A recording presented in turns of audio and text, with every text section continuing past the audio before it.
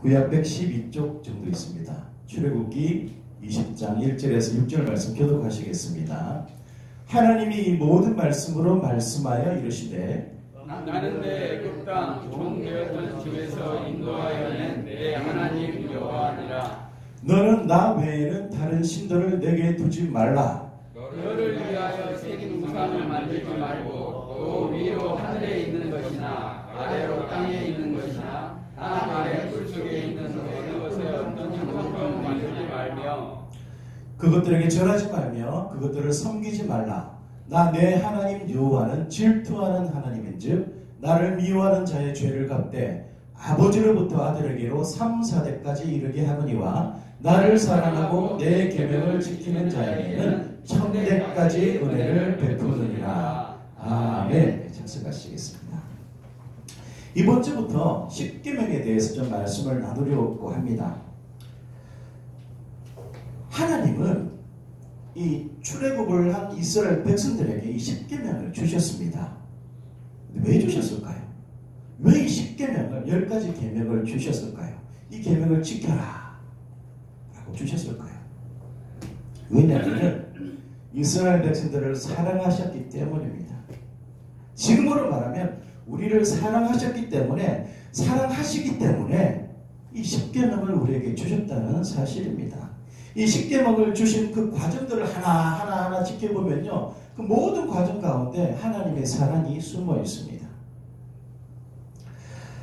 하나님은요, 이 이스라엘 백성들이 애굽에서 고난받는 것들을 외면하지 않으셨습니다. 다 지켜보고 계셨죠.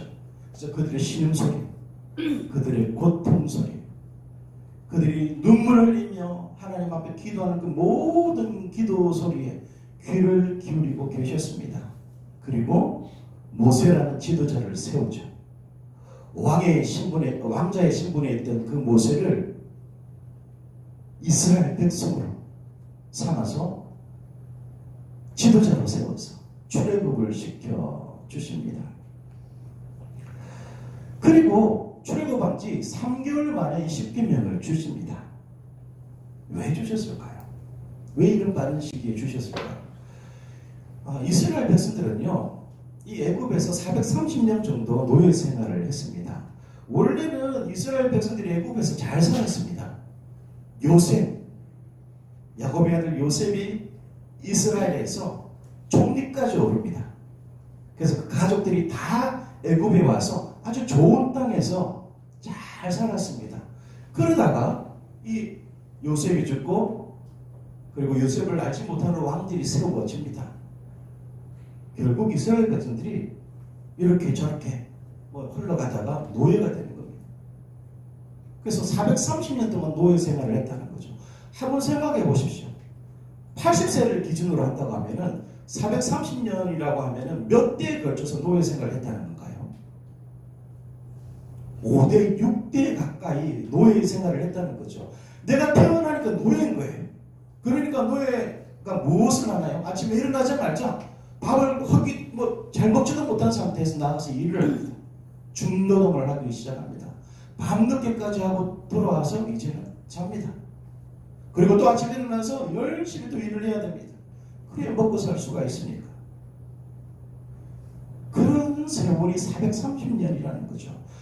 그런데 모세라는 지도자를 통해서 하나님께서 출애굽을 시켜주셨습니다.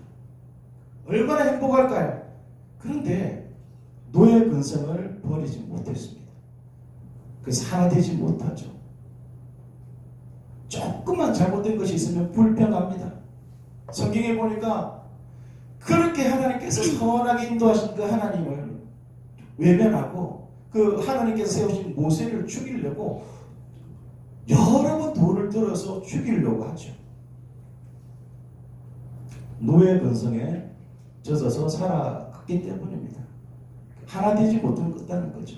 어떻게 나아갈 수 있는 그런 법도 없습니다. 그래서 하나님께서 이 십계명을 주신 겁니다. 십계명은요, 이 이스라엘 공동체 존재의 기초가 되었습니다. 이 법이 없었다고 하면요, 아마 이스라엘 백성들은 살지 못했을 거예요.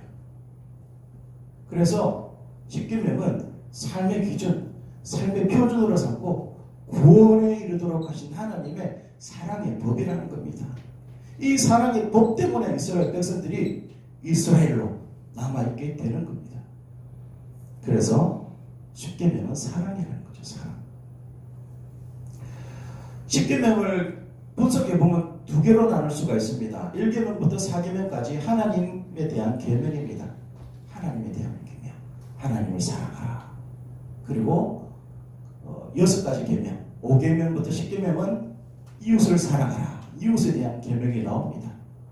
이 계명을 주시기 전에 하나님께서 이렇게 말씀하시죠. 2절 같이 읽어볼까요? 시작. 나는 너를 애굽 땅 종되었던 집에서 인도하여 낸 내 하나님 여호와니라. 아멘. 먼저 하나님이 어떤 분이신지 이렇게 스스로 말씀해 주십니다. 너희들 종으로 죽을 수밖에 없던 그 삶에서 내가 너희들을 건져줬다. 그것을 잊지 말라.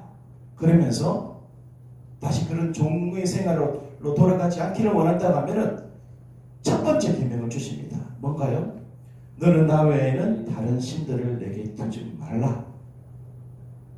같이 읽어볼까요? 시작. 너는 나 외에는 다른 신들을 내게 두지 말라. 아멘. 이 다른 신들이 어떤 뜻일까요? 이 다른이라는 것은 히브리어로 아헤르라고 되어 있습니다. 아헤르. 이건 이상한 헛된 이런 뜻이거든요. 그러니까 너희는 여호와 나 외에는 헛된 신들을 너에게 두지 말라. 헛된 신, 이상한 신들, 죽은 신들을 내게 두지 말라라고 말씀을 하고 있습니다. 그 당시에 이 헛된 신들, 죽은 신들을 섬기는 사람들이 많았다는 거죠. 어마어마하게 많았다는 겁니다. 그 당시에는요, 모든 것이 신이었습니다. 해도 신이었습니다. 산도 신이었습니다. 물고기도 신이고요. 이 고양이도 신입니다. 모든 것이 신이죠. 바람도 신이고. 그 당시에 애굽에 80여 개의 신이 있었다고 합니다. 어마어마하게 많았죠. 그런 헛된 신들을 섬기고 있었다는 겁니다. 한 전도자가 인도에 가서 전도를 했습니다. 그래서 전도를 해서 한 사람이 믿을 것 같아요. 그래서 이렇게 강하게 이야기합니다. 예수님 믿어야 됩니다. 예수님은 하나님이십니다. 그래야 천국 갈 수 있습니다. 라고 전도를 합니다.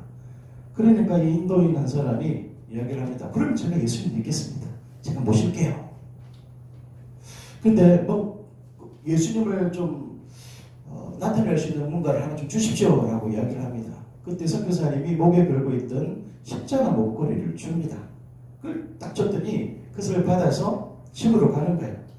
저도 좀 들어가도 되겠습니까? 예, 들어오세요. 하고 들어갑니다. 들어갔더니 그곳에 100개의 신이 있었다고 합니다. 100개. 이 사람이 100개의 신을 섬기고 있는 거예요. 그런데 이 예수님이라는 신을 섬기겠다는 거예요. 그래서 선교사가 어이가 없어서 왜 예수님을 모십니까? 당신은 100개의 신을 모시고 있는데 라고 이야기하니까 이분이 뭐라는 줄 아십니까? 신을 한 번 더 모시면 더 좋을 것 같아서 모시려고 합니다. 많이 섬기면 더 좋지 않을까요? 그렇게 이야기를 하는 거예요. 어떤 사람들이 이렇게 이야기합니다. 모든 종교에 신이 있고 그 신을 열심히 믿으면 구원이 있다. 이게 종교다원주의라고 하거든요. 산으로 올라가는 길은 한 길만 있는 것이 아니라 여러 길이 있다. 그래서 저기 나와 있는 것 같이 부처를 믿어도 천국 갈 수 있고 마음의 예수를 믿어도 천국 갈 수 있고 통일교를 믿어도 남녀호랭계 아십니까? 남녀호랭계를 믿어도 온갖 그런 잡신들을 섬겨도 열심히 섬기면은 구원이 있다 라고 이야기를 합니다. 과연 그럴까요? 여러분 그렇게 생각하십니까? 그래서 천주교하고 불교하고 통일교 온갖 종파 지도자들이 모여가지고 함께 자기들이 믿는 신 앞에 기도를 합니다. 종교가 하나가 된다고 주장하면서 이게 바른 일일까요? 성경은 분명하게 말씀합니다. 예수님께서 분명하게 말씀하셨죠. 예수께서 이르시되 내가 곧 길이요 진리요 생명이니 나로 말미암지 않고는 아버지께로 올 자가 없느니라. 예수님께서 하나님이신 그 예수님께서 이 땅에 오셔서 분명하게 말씀하셨습니다.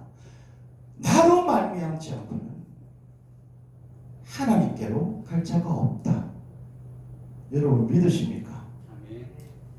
사도 바울이 이렇게 고백했습니다. 같이 읽어봅시다. 시작. 다림으로서는 구원을 받을 수 없나니 천한 사람 중에 구원을 받을 만한 다른 이름을 우리에게 주신 일이 없음이라. 아멘. 하나님께서 우리를 구원하시기 위해서 어떤 한 사람을 주셨는데 그 사람이 누구라고요? 예수 그리스도. 그분밖에는 없다는 겁니다. 그분만이 우리를 구원하실 수 있는 능력 있는 분이라는 거죠. 그래서 그 예수님을 믿어야 된다는 거죠. 종교다원주의가 이야기하는 것처럼 산으로 올라가는 길은 여러 길이 있을 수가 있습니다. 하지만 천국으로 올라가는 길은 단 하나밖에 없습니다. 예수 그리스도를 믿는 것밖에 없습니다. 예수님을 내 마음속에 주인으로 구세주로 모시는 수밖에 없습니다. 그것이 하나님께서 정하신 법칙이죠.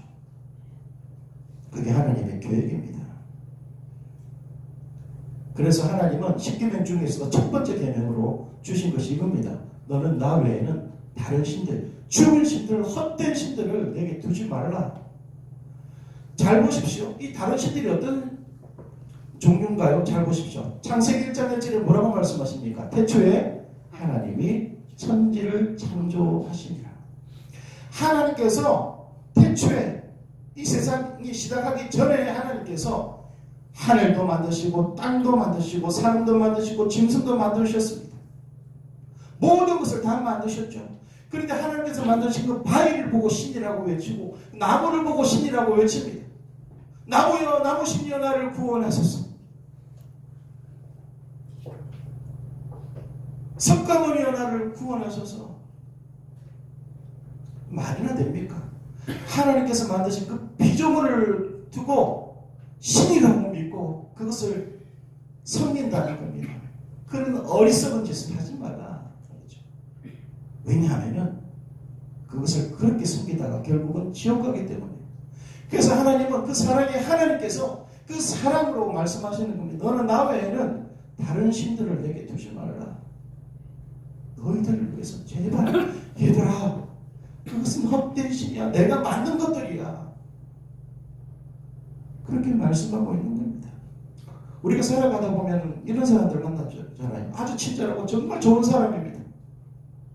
나를 위해서 뭔가를 다 해줄 것 같습니다. 그런데 나중에 그 사람이 배반합니다. 그러면 그 충격이 어마어마하잖아요. 다른 신들을 섬기는 사람은 어떨까요? 죽고 나니까 지옥 가게 되는 겁니다. 그 신이 없었던 거예요. 하나님밖에는 신이 없었던 겁니다. 사랑하는 성도님들, 하나님 외에 참신은 없습니다. 아니, 신 자체가 없습니다. 하나님밖에 없습니다. 참 어리석지 않습니까? 왜 나무를 보고 빕니까? 해를 보고 왜 빕니까? 왜 바람을 보고 빌죠? 하나님 외에 참신은 없습니다. 부질없는 곳에 목숨 걸지 마시고 하나님께 목숨 거실 수 있기를 축복합니다. 두 번째 계명을 보실까요? 너를 위하여 새긴 우상을 만들지 말라라고 말씀합니다. 그러면서 이렇게 말씀합니다. 4절부터 보실게요. 또 위로 하늘에 있는 것이나 아래로 땅에 있는 것이나 땅 아래 물속에 있는 것에 어떤 형상도 만들지 말며라고 말씀합니다. 분명하게 말씀하고 있죠. 태초에 하나님께서 다 만드셨는데 사람들이 하나님께서 만드신 하늘에 있는 것들을 조각합니다. 땅에 있는 것들을 조각해서 동상으로 만듭니다. 물속에 있는 것까지 만듭니다. 그리고 그 앞에 가서 절하고 그것을 섬기는 거예요. 그러지 말라는 거죠. 그 죽음이 깊다. 그러지 말라. 그리고 5절 아주 중요한 말씀을 합니다. 나 내 하나님 여호와는 질투하는 하나님인 즉 나를 미워하는 자의 죄를 갚되 아버지로부터 아들에게로 3, 4대까지 이르게 하거니와. 하나님을 참신으로 인정하지 않고 하나님께서 만드신 그 피조물을 신으로 믿는 사람들은 하나님께서 질투하셔서 저주를 내리신다고 말씀합니다. 아버지로부터 아들에게로 3, 4대까지. 정말 무서운 걸 아닙니까? 왜냐하면 내가 믿지 않으므로 내 자녀들도 여전히 믿지 않고 다른 헛된 신들을 믿어먹고 지옥하기 때문에 하나님께서 이런 저주를 내리시겠다라고 약속하십니다. 그 하나님의 사랑이 보이십니까? 6절 같이 읽어볼까요? 시작. 나를 사랑하고 내 계명을 지키는 자에게는 천대까지 은혜를 베푸느니라. 아멘. 반면에 하나님을 정말 참 하나님으로 믿는 사람들은 천대까지 은혜를 베푸신다. 이보다 더 큰 축복이 어디 있습니까? 하나님께서 여러분 천대까지 복을 베푸시기를 축복합니다. 그런 은혜를 누리시기를 축복합니다. 하나님께서 그렇게 하실 줄 믿습니다. 왜냐하면 하나님께서 약속하셨기 때문에 천대까지 은혜를 베푼다. 그러니까 내가 예수님을 믿기 시작하면요, 내 자자 손손 복을 받고 산다는 거죠. 물론 이 세상에서 조금 어렵게 살 수도 있을 겁니다. 하지만은 하나님께서 은혜 내려주셔서 결국은 천대까지 복을 누리며 살 수 있게 된다는 거죠. 결국 다 천국에 가게 된다는 겁니다. 이보다 놀라운 은혜가 어디 있습니까? 그런데 이 말씀 중에 이 단어 잘 보십시오. 질투하는 하나님. 하나님은 어떤 하나님이라고요? 질투하신다라고 말씀합니다. 사실 이 질투라는 단어는 거룩하신 하나님과 어울리지 않는 단어죠. 사랑의 하나님이 질투하는 하나님이라는 거 잘 매치가 되지 않잖아요. 근데 하나님은 나는 질투하는 하나님이야 라고까지 이야기하시면서 하나님께서 우리에게 사랑을 베푸기를 원하신다는 사실입니다. 지옥하지 않고 천국으로 인도하기 위해서 나는 질투하는 하나님이다. 헛된 신들을 믿지 마라. 우상 숭배하지 마라 라고 말씀하고 있는 겁니다. 성경에 보면요, 우리 예수 믿는 이 성도들과 하나님과의 관계를 신랑 신부로 잘 이렇게 표현을 합니다. 부부 관계로 표현을 많이 하거든요. 근데 우상을 숭배하는 것은 하나님께서 어떻게 생각하시냐면은 신부 되는 그 성도들이 우상 숭배하는 것은 다른 남자와 부정행위를 저지른 것이다 라고 생각하십니다. 똑같다라고 생각합니다. 내 아내가 다른 남자와 부정행위를 저지르는 거 가만 보고 있을 사람이 누가 있습니까? 하나님도 그러시지 않는다는 거죠. 그것은 그 배우자를 위해서도 잘못된 일이기 때문에 하나님 용서치 않으시는 거죠. 그래서 우상 숭배를 아주 무섭게 벌하고 계시는 겁니다. 그래서 우리는 그 무엇보다도 우상 숭배하면 안 됩니다. 어떤 것들을 조각하고 만들어가지고 우상으로 섬기는 거 절대 그래서는 안 됩니다. 우상 숭배에 또 뭐 어떤 것이 있을까요? 조각하는 것뿐만 아니라 탐심도 곧 우상 숭배다라고 골로새서에서 말씀합니다. 뭔가를 욕심내는 거. 나 저거 가져야지 하면서 그곳에 골똘히 매진하는 거. 하나님 제쳐두고 그곳에 목숨 거는 거. 그것도 우상 숭배다라고 말씀합니다. 성공지상주의. 내가 성공하기 위해서 모든 것을 제쳐놓고 심지어 하나님도 제쳐놓고 살아가는 모습도 우상 숭배라는 겁니다. 우리 학생들 성적 잘 맞기 위해서, 좋은 성적 얻기 위해서 예배도 빠지고 공부하는 것, 그러면 그 성적이 우상이 될 수가 있다는 겁니다. 자녀들도 하나님 예배 드리는 것보다 일하는 것이 최고다 라고 생각하면 그 일도 우상이 될 수가 있다는 겁니다. 그리고 우리가 사랑하는 자녀들도 하나님보다 그 자녀를 더 사랑하게 되면은 그 자녀도 우상 숭배가 될 수가 있다는 거죠. 사랑하는 성도님들, 한번 잘 생각해 보시기 바랍니다. 여러분 삶의 첫 자리에 누가 있습니까? 무엇이 자리 잡고 있습니까? 여러분 첫 자리에 하나님이 계시기를 축복합니다. 모든 것을 하나님께, 그 살아계신 참신인 하나님께 다 맡기고 살아갈 수 있기를 바랍니다. 그러면요, 하나님께서 하나님의 자녀인 우리들을 충분히 돌봐주십니다. 넉넉하게 돌봐주십니다. 그래서 우리 삶의 첫자리는 하나님이 되어야 됩니다. 근데 그 첫자리에 하나님이 아닌 다른 것들이 올라가 있다고 하면은 그것이 우상이라는 말씀입니다. 아브라함 보십시오. 하나님은 아브라함을 참 좋아하셨습니다. 그래서 동행하셨죠. 믿음의 조상으로 세웁니다. 근데 아브라함에게 자녀가 없었습니다. 그래서 하나님 앞에 기도하죠. 100세 아들을 주십니다. 누구를 주셨죠? 이삭. 하나님께서 이삭을 주십니다. 얼마나 기뻤을까요? 얼마나 좋았을까요? 100세에 낳은 아들이 얼마나 좋았을까요? 아침부터 저녁까지 이삭만 보면 기분이 좋았을 겁니다. 싱글벙글하지 않았을까요? 하나님은 그 모습을 보고 질투하셨습니다. 그래서 하나님께서 테스트를 하시죠. 어떻게 하십니까? 네가 사랑하는 그 이삭을 내게 바쳐라 라고 말씀합니다.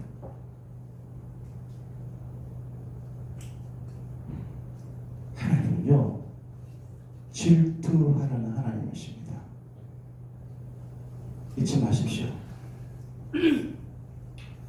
물론 그 이삭을 취하시진 않았습니다.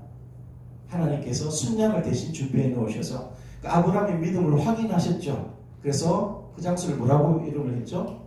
여호와 이레라고 말씀을 하셨습니다. 사랑하는 성도님들, 신앙은요, 하나님을 바라보며 섬기는 겁니다. 누구를 바라보며 섬기는 거라고요? 하나님. 내가 신앙생활을 한다. 이 말은 내가 하나님만 바라보며 살아간다는 뜻입니다. 근데 하나님만 바라보지 않고 다른 것들을 바라보기 시작하면은 그것은 신앙생활을 하는 것이 아닙니다. 4절 말씀 잘 보십시오. 너를 위하여 새긴 우상을 만들지 말라라고 말씀합니다. 누구를 위하여? 너를 위하여, 나를 위하여, 나 자신을 위하여 뭔가를 만들고 계획한다는 것은 그것은 우상이라. 우리는 하나님을 바라보며 하나님을 위하여 살아야 됩니다.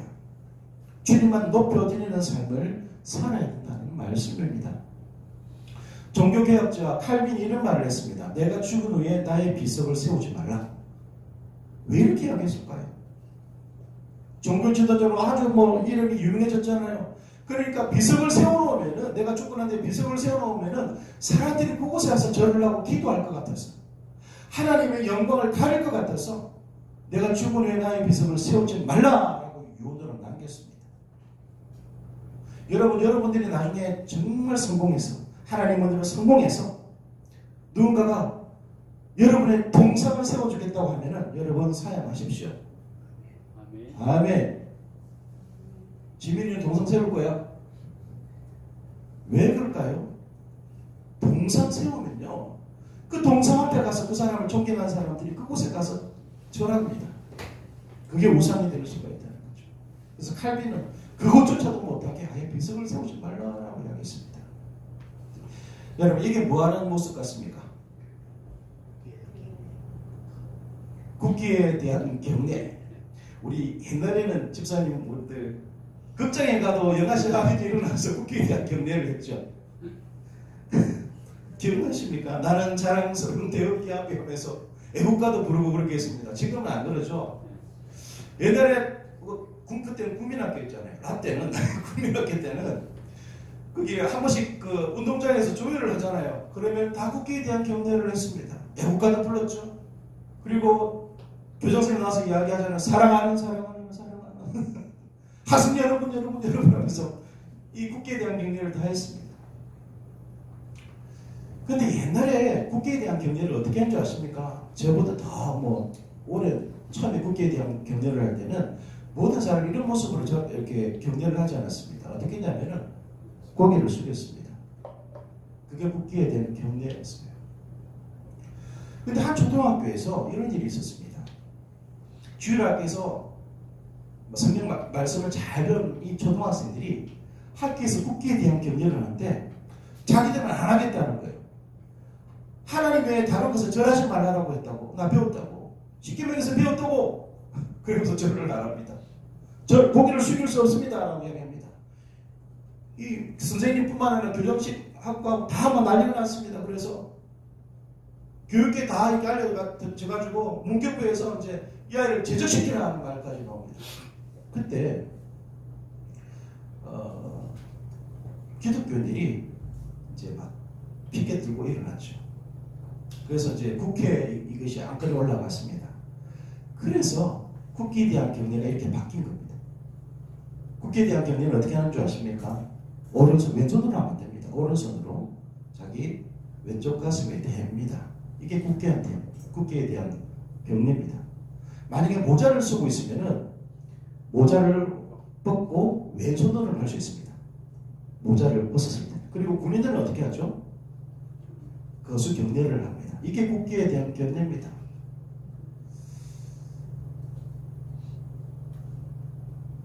하나님 외에 다른 것에 절할 수 없다는 신앙을 지킨 초등학생들이 그 믿음이 이렇게 바꾼 겁니다. 여러분에게 이런 믿음이 있습니까? 물론 국기에 대한 경례하는 것 자체가 문제가 된다라고 이야기하는 사람들도 있습니다.